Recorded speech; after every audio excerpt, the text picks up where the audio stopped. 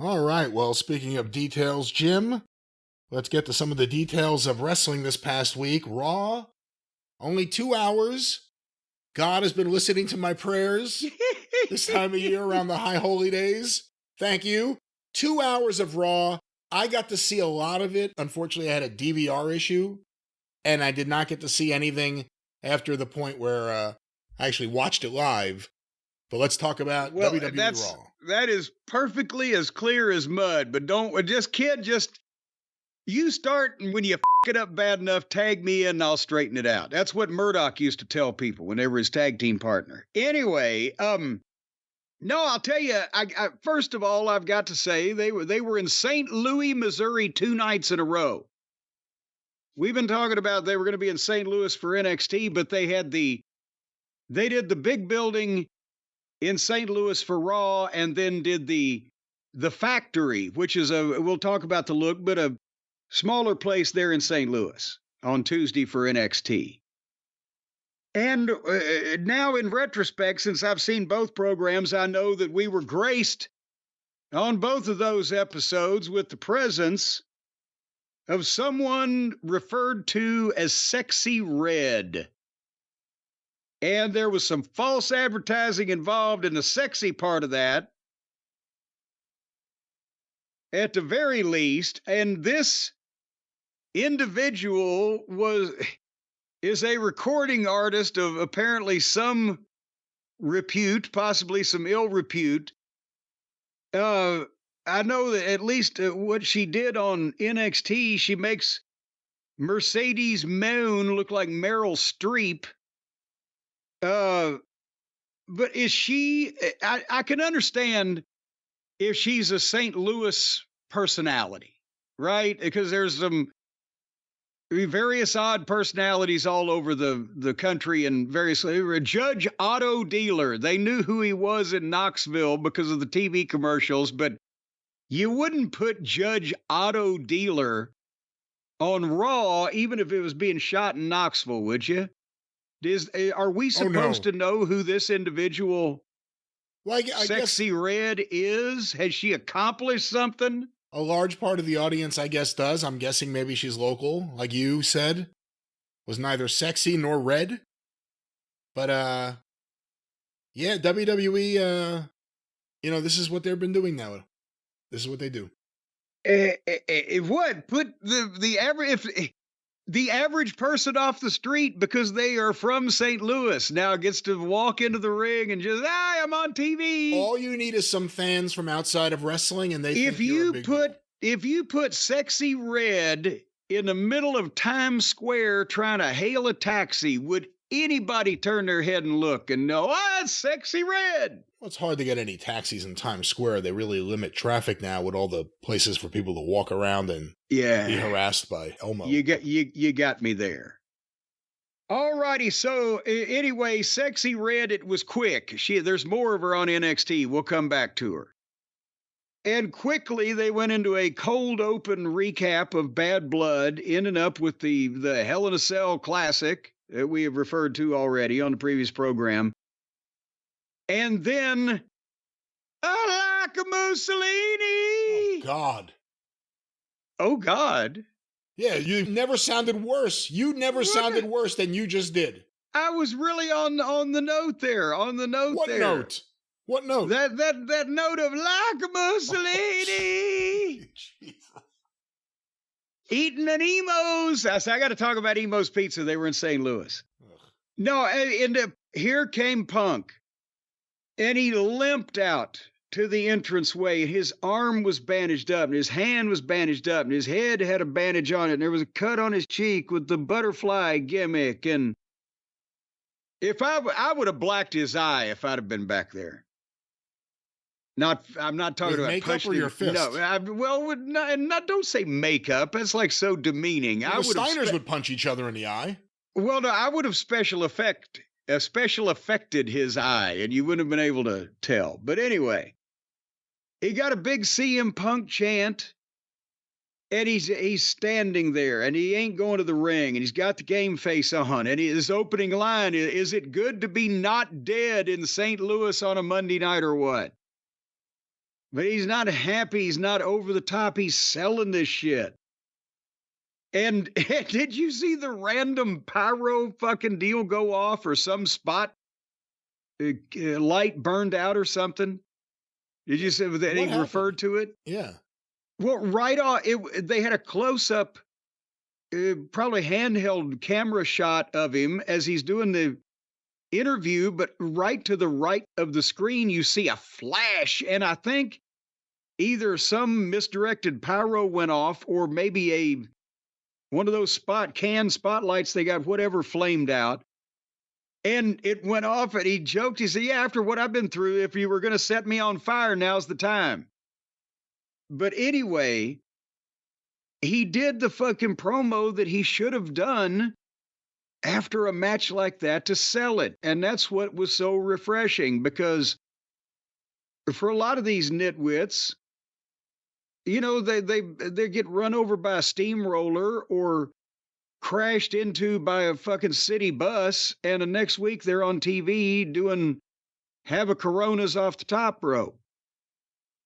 And so he looked like he had had the shit beat out of him. And he was talking seriously, and the whole tone of the promo was, I don't know what the future holds. It hurts to smile, but I had to come here and see you guys. I'm alive, but I don't feel like it. And, you know, he'd bring up again how banged up he was. It's, I don't know. He's teasing the end, right? But he thanked three groups of people. He thanked his fans, the people that love him. He thanked his peers, most of them. And he thanked the people who hate him for whatever reason, jealousy or resentment, because he turned their hate into cash. And now he's heading home, and he doesn't know when he's going to be back. And that was a very straightforward babyface thing. Again, we know John Wayne is a fucking actor. He didn't really shoot all them Indians. But he didn't get up and pat him on the back and dust him off on screen, right? For the television product and for what they promised and what they performed and what they were selling and the whole 9 yards, this is the kind of shit you ought to fucking do. Am I wrong? They never do this. You've said that a lot, or we've all said that a lot during this punk run. Here's something they never do that they should, and he did it, and it made sense. This was great. We didn't even see Drew, here. Well, yeah, because he's the heel. See, if he's out of sight for a little while, licking his wounds, and because he lost, but he comes back and does something, remember, off in another direction. But one of the great things about the way things are right now under Triple H, and the way things have been and the way things seem to be going, someone like Punk, who's a major star, and someone who moves merch and causes people to be interested in everything he's doing, you can kind of give him time off. Yeah. You're not going to be hurt as a company right now if CM Punk took a couple of months until the Royal Rumble or something and then came back fresh again. If he left before he was stale. I'm not saying this is what they're going to do, but it's one of the benefits of WWE right now. There's really no one who can't be slotted out to have time to refresh their blood and then brought back in. And it makes sense for wrestling to have that. It's an unofficial off-season. It's an off-season because it makes sense. But it can rotate, yeah, so everybody's not off at the same time. And Rollins was just off for what, 3 months, 2 months? Yeah. Probably not even that long. Yeah. But that's the thing, is some of the top guys are not as young as they used to be. That's why they've had time to become top guys.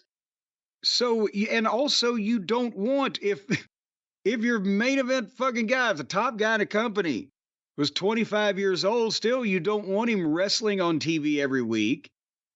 And you don't want him talking on TV every week, because then they become more one of the boys, or you're just putting them out there because you have to. It's the opposite of with Tony Khan, where people are there intermittently here and gone before they get over, or they're pushed down your throat and then you don't see them for 6 months or whatever. They're weaving these people like an Eddie Graham type of situation. And Dusty used to do in the Carolinas, where there are multiple opponents that a lot of these top guys could have. When the Midnight Express were World Tag Team Champions, you could advertise us against the Road Warriors, us against the Rock and Roll Express, us against Dusty and Magnum, and us against Ronnie Garvin and Wahoo McDaniel in 1986, and there was all television to back it up. And so then, and what they did with this interview is, as soon as Punk said that, I'm going home, buy flowers for my wife, don't know when I'll be back. Boom! Seth Franklin Rollins' music hits, and out he comes, and they come face to face because they're both baby faces, but they still have an issue. And so now, but now Seth has been gone, but now Punk is gone. So there's another match they can come back to in 6 fucking months if they wanted to. That could be WrestleMania, those two. You know, but that's what I'm saying, is that everybody that is established, it doesn't have to be on TV every week because there's so many of them.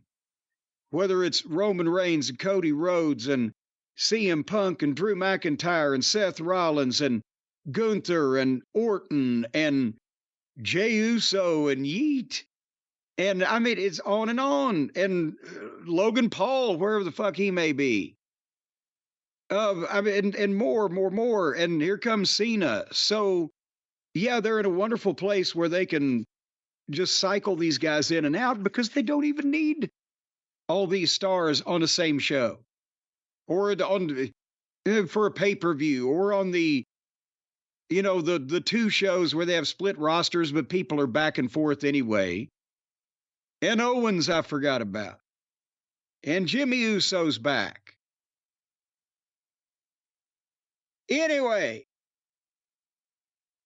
And Seth was more serious here, too. When he came to the ring, he was wearing pleather pants and a bulletproof vest, but he was all in black. And he, you know, the snide remark to Punk, get well soon so I can end your career once and for all. And then the gist of his promo was that he's back to destroy Bronson Reed, who there's another guy that they've gotten over tremendously.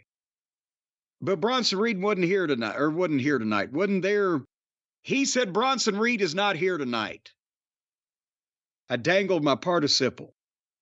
But he did a serious promo on Reed, and it was good because he was still doing his, whatever it is he does, the revolutionary, reactionary, imaginary, I don't know what the fuck, but it was more serious. He looked in the camera, and he's good when he does that. And then he challenged Reed one-on-one, anytime, any place, anywhere, baby. And then that was his little skit before we move on. What did you think of our friend Seth Franklin this week? I thought it was good when he was serious. Like you said, it stood out when he stared into the camera, because that's the way he should be treating the Bronson Reed situation. Not coming out there and telling jokes. No, that has to go. Especially in this kind of situation. And there you have something for Survivor Series, I guess. Him and Bronson Reed. I'm interested in that now. They've got me interested in Bronson Reed. Well, see, that's the thing now. That's what I want to see, is Bronson Reed, the human bowling ball, against the fucking athletic guy that he can also fling far in the air. Instead of the fucking Volkswagen against the goddamn bus or whatever. But anyway, but then at that point, as soon as he did that, here Jey Uso's music plays, and here he yeets. And there's the waving and the yeeting about. And Seth is just staring at him. And when Jey gets in the ring, Seth looks at him and walks out. And Jey continues yeeting, and everybody yeets at him. But I'm like, fuck, they play the music, here comes Punk. And then they play the music, here comes Rollins. And they play the music, here comes Yeet. I'm like, Jesus Christ, we're fixing to be like 25 minutes into the wrestling show. They're in the goddamn lick of wrestling, right? And it's better that way. And then did you watch the first match for the Intercontinental Championship belt title? I couldn't. I hate Jey Uso. I mean, well, I shouldn't say I hate him, but he's become so annoying to me. As he's gotten over to everyone else with his catchphrase and everything else, he's become really annoying to me. So I didn't watch it. I'm Well, sorry. and also it was I will fill you in briefly because at least we don't have 3 hours on this one. But Jey Uso and Xavier Woods for the Intercontinental title, and they've been doing a deal where Xavier is a young man with a very, very bad attitude. His attitude has been very bad. And he was mad about Odyssey Jones until they got mad at Odyssey Jones, and then Odyssey Jones went on his Odyssey, never to be heard from again. But he's still somewhat prickly about his partner Kofi and these other people that he's interacting with, is Xavier Woods. So, Did we ever hear anything else about Odyssey Jones? About what happened? no. I think there's been a gag order. Every time people started talking about him, other people started gagging, so they just quit. So, but what they did here was right. They yeeted to break after Yeet's entrance, and then when they yeeted back, they had Xavier Woods' entrance and the ring introductions, and they ring the bell and start the match, and they went to break in like 45 fucking seconds. And what you were talking about, I've mentioned this, but I'm not against a preposterous gimmick getting over with the yeet or whatever. What's bugging me is Jey Uso's work has gotten sloppier and sloppier and sloppier in the ring. It doesn't have to be sloppy. He can hot dog and not make the doggery look fucking stupid and make the heel feel, like an idiot. And yes, certain things are over. Dusty's fucking triple elbow, atomic elbow to the head of the Horseman was over. But he would do it quick enough where they didn't have to just stand there and stare at him going into convulsions and doing a shimmy and looking like a goddamn snake coming out of the fucking thing over in India with the... There may have been a couple of times where Dusty took his time. Well, then sometimes they were pissed about it. The heels were. Because I remember, I visualized in my head Arn just kind of bent over, selling, waiting for it to go. But this is just all of attention on this one guy. You have to stand there. I mean, the point is with the punches, which are blah looking, you could throw the first three. Boom, boom, boom. So the guy can sell, and then do your wind up and swing. Boom. But he goes boom, and then he'll look at his hand and he'll spit on it and he'll go up and then boom. And the guy is in between boom and boom. The fucking poor opponent is standing there going, no whether to wind his ass or scratch his watch. And it just looks hokey. But nevertheless, that's, Jey Uso is remarkably over, but he needs to work on getting, not only being a hot dog, but also the quality of his matches where when he's selling, it's like you've got legitimate sympathy rather than, I just want him to get up and start yeeting again. And to take the people on the whole fucking excursion. You need to be able to hook them in a little better than to just, tighten that shit up, son. That's what the old timers would have told him. You got a bird's nest on the ground here. You're over. You're farting through silk.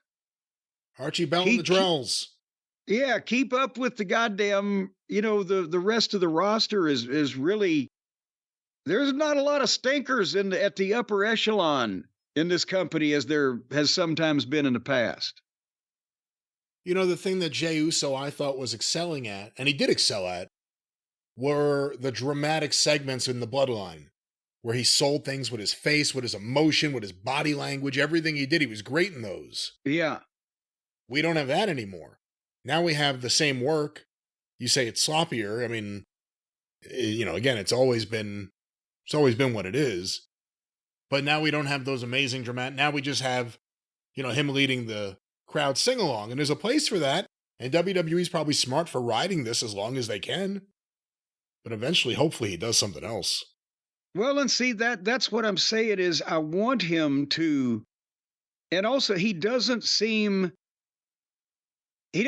comfortable with the interviews with him as a solo guy. That's why he's got the yeet, so he can just say a couple of words real quick and they'll, you know, fan interaction with him.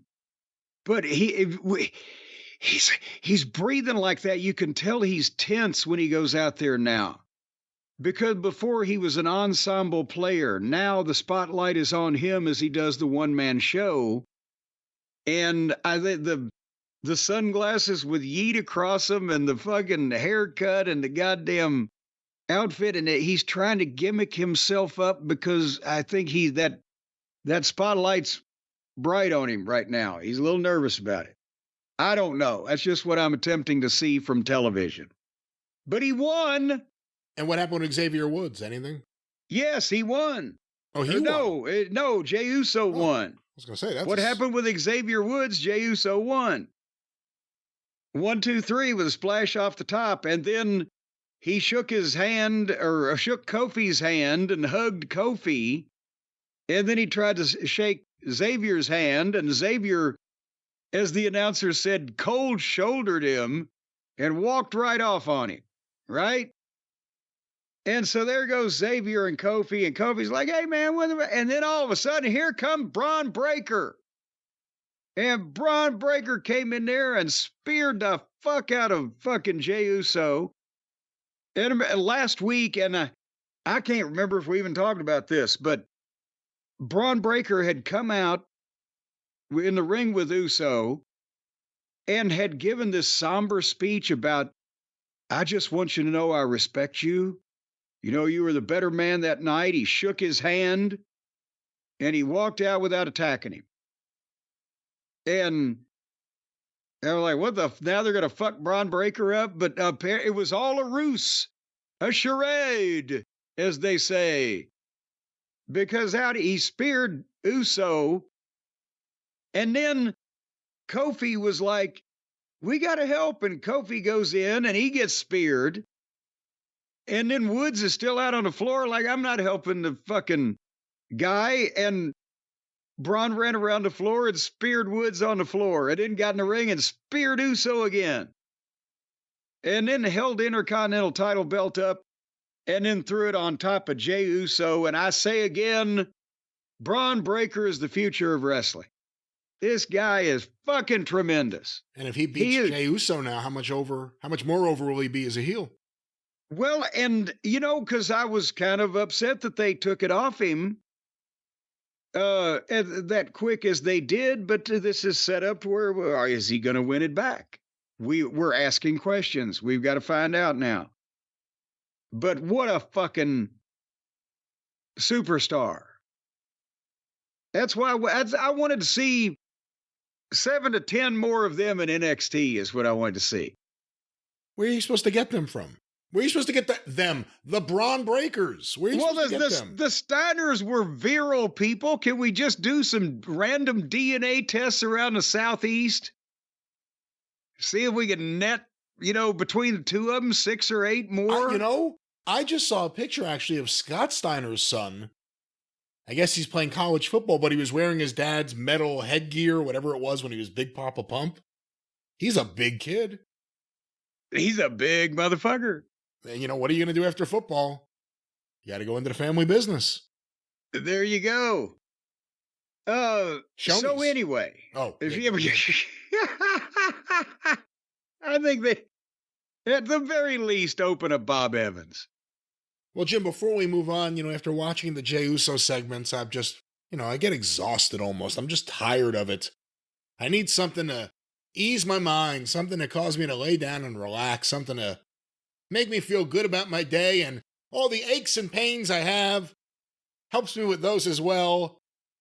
Many, many, many more benefits that could be talked about by you, Mr. Jim Cornette. Yes, let me talk about anything at this point. Like a bridge over troubled water is what you're trying to say, where you can ease your worried mind, lay down and get a good night's sleep, recover from physical pain more quickly after the physical activity that prefaces the physical pain. It's all a part of being physical, folks. So let's get physical. Are you tired of not being physical? I'll tell you how to get more physical and get your bridge over troubled water at the same time, all with our friends over at CB Distillery. Brian, are you like most people? Are you the person at your medicine cabinet in your bathroom there? You open the door. What do you got? You ain't got no medicine in there. You've got a few stray Band-Aids. You've got an 80-year-old jar of Vaseline with people been sticking their dirty fingers in to apply just a little bit at a time. Are these the things in your medicine cabinet? You've got half-empty dental floss. Maybe you got 8 or 10 bottles of lube. But you don't really have anything to help you. Are these the things you got over there, Puffy? Well, I've lost weight. I'm not as puffy as I used to be, but you need to clear out your cabinet and reset your health with CBD from CB Distillery. And that it won't even take up as much room as all the crap you've got now, because how much room can 3 letters take up? CB Distillery's targeted formulated There's no formaldehyde, formaldehyde, or anything else supplied with CB Distillery. CB Distillery's targeted formulations, I'll have you know, are made from the highest quality clean ingredients that can be pronounced easily. No fluff, no fillers, just pure effective CBD solutions designed to help support your health. And they've done non-clinical surveys on this. And I've said it a million times. Don't go to the clinics. That's where all the sick people are. It will skew your results. In 2 non-clinical surveys, 81% of customers experienced more calm. 80% said CBD helped with pain after physical activity. 90% said they slept better with CBD. And 4% said our programs were even more entertaining with CBD. That is not an official statistic. Let's not know. I thought Hotchkiss did a little man on the street. Why is he involved in any of this? He should have nothing to do with the sponsorships. And no. Well, he was just asking around when he was in line over there at the parole office. The parole office? Folks, with over 2 million customers and a solid 100% money-back guarantee, CB Distillery is the source to trust. If you need a source, they're it. And right now, you can save 20% off. And we're going to get you started there. You go to cbdistillery.com and use the code JCE. You're going to save 20%. Saving 20% of your health and your calm and your lack of pain and your peace of mind. Well, right there, that's just worth full price, but we're going to knock a fifth of it off for you. cbdistillery.com. Promo code JCE. All right, well, back to Raw. Raw rolls on. Well, I'm going to combine a couple of things here because they happened on either side of the next match, but they had pertinent implications toward each other. The deal with Cody and Kevin Owens getting a fight in the parking lot after Bad Blood that they shot with the fan cameras and let go viral and etc. And we talked about this on the last show. This could never have been done before, and I love it. It's great, but now everybody is their own TV station. So what they're doing, they acknowledge, they had the announcers. Joe Pepitone. And no, Joe Tessitore. That's it. Joe, that's Amore, and no. Wade Barrett, huh? Was it Wade Barrett? Is he the one? Is it Wade Barrett? Shit, or is it the... Well, I think it is. But anyway, he's a good-looking young man. They acknowledged the incident. And basically, they had no other comments. They're like playing it straight in case there's, they didn't say this, but it sounded like in case there's some kind of legal shit out of this. But they acknowledged the comments that Triple H made on Twitter. We are aware of the incident and the matter will be dealt with internally. And so they didn't even show the footage. So they're letting people, perceive, at least for a little while, hey, this is something we didn't plan and we're not promoting it. And then when Cody later on is in the back being interviewed, he's like, well, I'm sure you're going to hear more about what happened at Bad Blood on SmackDown. I'm just here to see about this crown jewel thing. So he's not, he's playing off the thing with Kevin Owens and not even mentioning his name and not talking about it. What do you think about that? I think since they don't have to now, everything they've got again is so over that they don't have to hotshot this angle. They can let people start talking about it and then reveal pieces as they go. It's been done really well. It was all teased with the Kevin Owens stuff for a few weeks on SmackDown, and then it just kind of happened off air, and it's been done perfectly. It reminds me of something you did, although you didn't have the benefits of Twitter or technology or fans with smartphones. I don't know if you can say benefit and Twitter in the same sentence, but go ahead. When you did the Thrill Seekers getting jumped by the masked men who were the Heavenly Bodies, and it was actually fan footage. Now, you couldn't have real fans there doing it because there was no Twitter to send the footage to, and there was no smartphones, but you try to utilize something like this. Yeah, and I like the security camera footage thing also that, started becoming a thing in the early 90s, when cops and all that type of thing. And that's a way to, because before you had to justify if this was real, why would a camera be there? But now there's a fucking camera everywhere, whether it's cell phone cameras, security cameras, traffic cameras, fucking doorbell cameras. So it's easier now to kind of change the way you present things, but it's the same gist, the same flavor, trying to make it legitimate. But anyway, so Cody was back there saying that, but then Sammy walks in and, hey, we got to talk, because him and Owens, right? They kind of blew that off real quick. But he tells Cody that I just want you to know I'm going to be the one that you're going to be facing at Crown Jewel, the champion versus champion for the new championship deal. But like I said, if you want to talk about what happened and Cody cut him off, we don't have to do that here. And he wished Sammy good luck in a genuine fashion against Gunther. I'm going to look forward to it, old friend. Sound like the Lone Ranger there. So, again, they had to have Sammy try to say something because of their involvement, him and Owens. And they tied it up real succinctly without having to reveal anything. But anyway, in the middle of that, they had the old-fashioned Donnybrook match between Sheamus and Pete Dunne.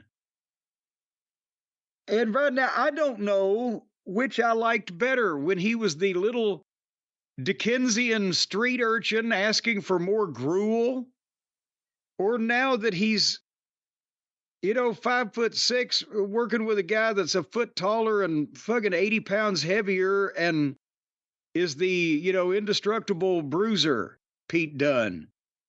But what part of the stage dressing did you like about this match? The whiskey barrels that surrounded the ring, the shillelagh that one guy had, the cricket bat that the other guy had, the bar set up over next to the announcers. And boy, if I'd have been one of the announcers, I could have used a drink about this point.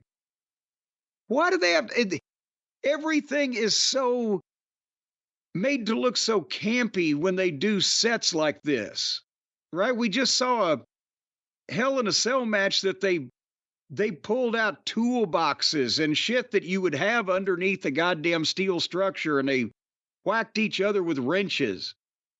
But here this looks like a game show set. Remember, what was it, Treasure Island?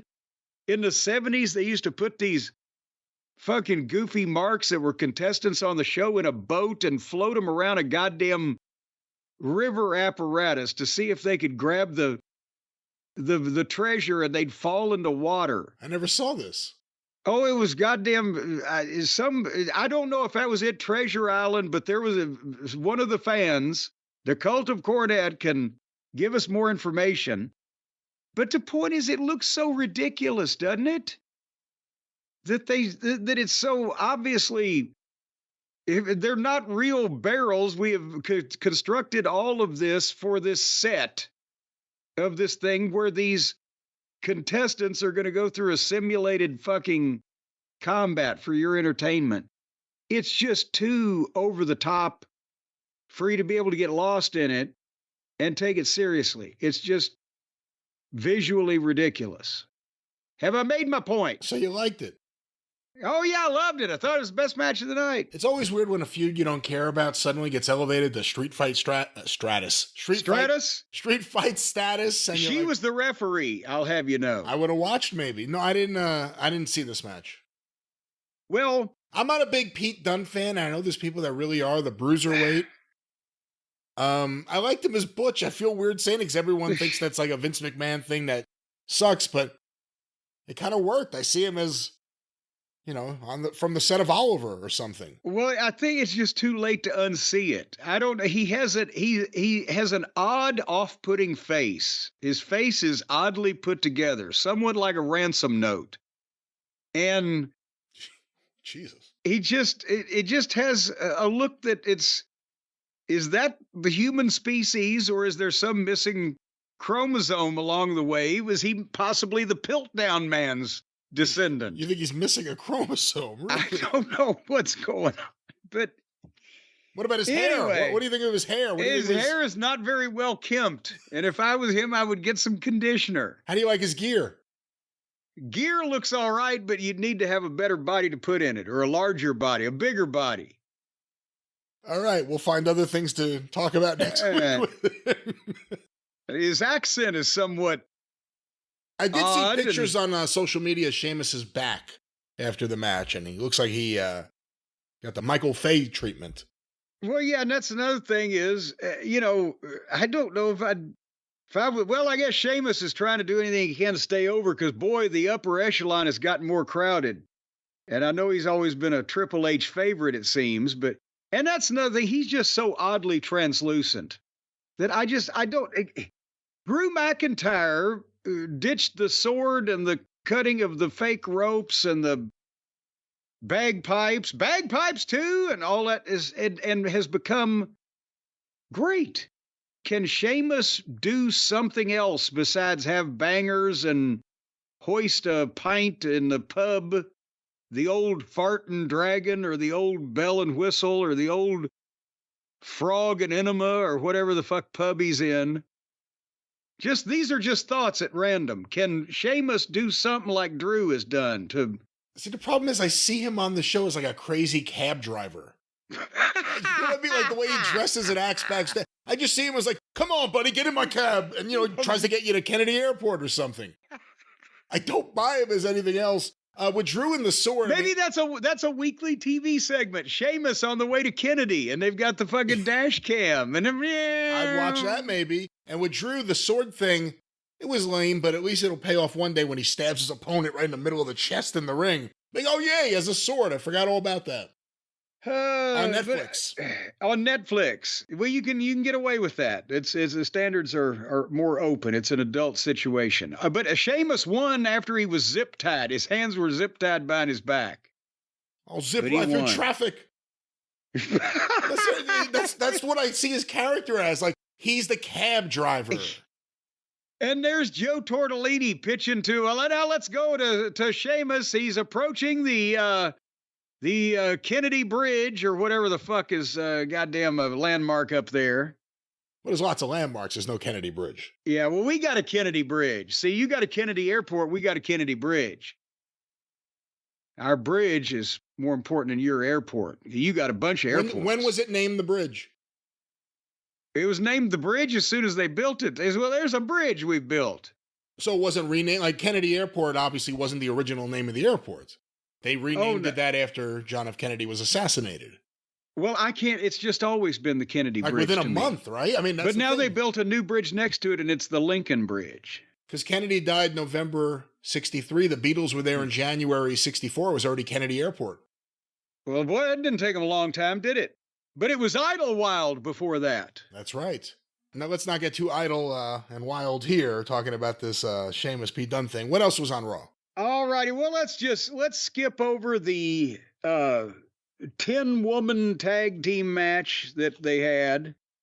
And as well, Ethan Page and Ava were in the back bothering Adam Pearce, and Ava was hugging Sexy Red. And boy, right there, they could put pictures of both of them in prison to cure the sex offenders. Does Ava have the least amount of charisma or just anything that would make you think that she should be in an on-air speaking role in a wrestling show? It's contest winner level status here. But anyway, the main event, because here's the thing, when this match was going to the ring, I realized, oh shit, it's only 2 hours tonight. This son of a bitch is going to be over only 2 hours. I was so overjoyed to remember that I was jazzed up for this match. And Sammy and Gunther for the world title, and Sammy's been bugging him about. And they told the story great. It's very simple. The only time that Gunther has been pinned since April 2022, since he came to the main roster, was at WrestleMania by Sami Zayn. That's right, yeah. And so is Sammy Gunther's kryptonite. And I love these two together because Sammy can sell he may be the Ricky Mortonist person in the game today. And Gunther is perfect in every way, and especially as a big bully and beating on a guy that has to fight from underneath. And that's what they did. They, again, they both know what they're supposed to be doing based on what they look like. I'm sure that Gunther is agile enough and Sammy is strong enough that Sammy could be goddamn suplexing and brainbustering Gunther all over the goddamn ring. They could perform those moves, but it would look fucking stupid. So they both work how they look and how their gimmick comes off. Sammy's the feisty, never say die underdog that'll surprise you, and Gunther's this big ass fucking heavy-handed bully. And they worked this to where it was plausible. If Sammy would be doing something, he got a blue thunder bomb out of a sleeper, he hooked him up, boom, out of nowhere. And, at some point, Gunther would take Sammy a little lightly, and Sammy'd be selling, and suddenly he'd double leg Gunther, and he'd fight back. And Sammy gave him a suplex on the floor and a suplex into the barrier. Or not but a backdrop on the floor and a suplex into the barrier. Barrier. Kevin? Well, the barrier. It was the barrier. And he hit him on the haluva kick on the rail and tried to roll him in, but couldn't. So he broke the count himself and went back to Gunther and got him in the ring and hit him with another kick. And as he tried the all-or-nothing third one, he ran right into Gunther's clothesline, and Gunther got a 2 count. And then they would trade shit for 2 counts that said they'd set up plausibly. That was, each other's shit. Sammy with a jackknife got a 2 count, but Gunther with a power bomb. And the fans were chanting, Sammy, Sammy. And then Gunther hit him with a fucking clothesline and a power bomb, and Sammy kicked out at a 1 count. Like, came out of it like, oh, fucking tried to fire himself up, and Gunther was shocked. And then grabbed a sleeper on him and stayed on him. And was trying to hold him down, and they're milking Sammy getting the ropes, and he's reaching, and the announcers are only just a couple of more inches, and then Gunther pulled him back, and the referee had to ring the bell. And normally I hate the stationary finishes where they just, but the stationary finishes are when they're in the middle of the fucking ring and they've just had the hold forever, or the blah, blah, blah.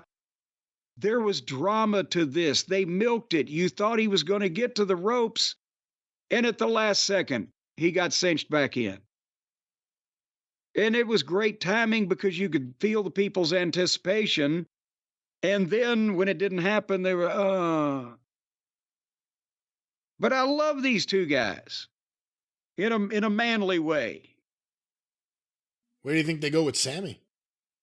That's the thing. You can still go anywhere with Sammy because the fans like him as a person, and they don't expect to see him win all the time. They're happy and surprised when he does win the big one every now and then. Because he's not supposed to be Superman. He's supposed to be every man.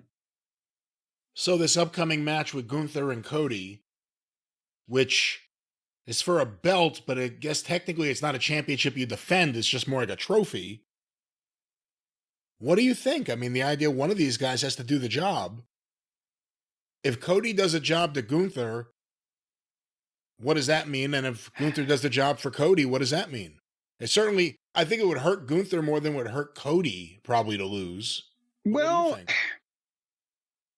I don't think at this point, I don't think it would hurt. I wouldn't do it just for nothing or just for a regular show. For $50 million, I may take the chance. But I think that Cody has to win that one. And you know how big of a fan of Gunther I am. But I think also they can probably do it in such a way to give Gunther an out that it's worth the $50 million. Does that set up things well for the future at some point? The idea that Gunther lost one match, the title wasn't on the line. It's only the second match he's lost. We just established that here. He only lost to Sammy. If the second match he loses is to Cody for this, champion versus champion new title, does that hurt Gunther at all, or does it set up things well for the future? I think, again, it can set up then Gunther wanting a rematch, but they can't defend the Crown Jewel title. So, they could actually do a fucking rematch with neither title on the line, just Gunther's bragging rights, and let Gunther slip over Cody on a television angle or whatever, and get his win back without it meaning anything in the overall scheme of things for the title. But nevertheless, they backed themselves in a corner. We figure that Cody I think will probably still be champion in a year from now, the way things are going. But what if they end up with, they have to do rematches of this champion versus champion thing the next year with the same people? Then do they just flip-flop the finish, or what if that fucks up their booking? It remains to be seen. It's an awkward thing to have to do every year because you've said you're going to do it. But it's $50 million. Hopefully one day an American billionaire will give them lots of money to stay here and let them book their own shows and not have to put together matches that will please the prince. But that was Raw.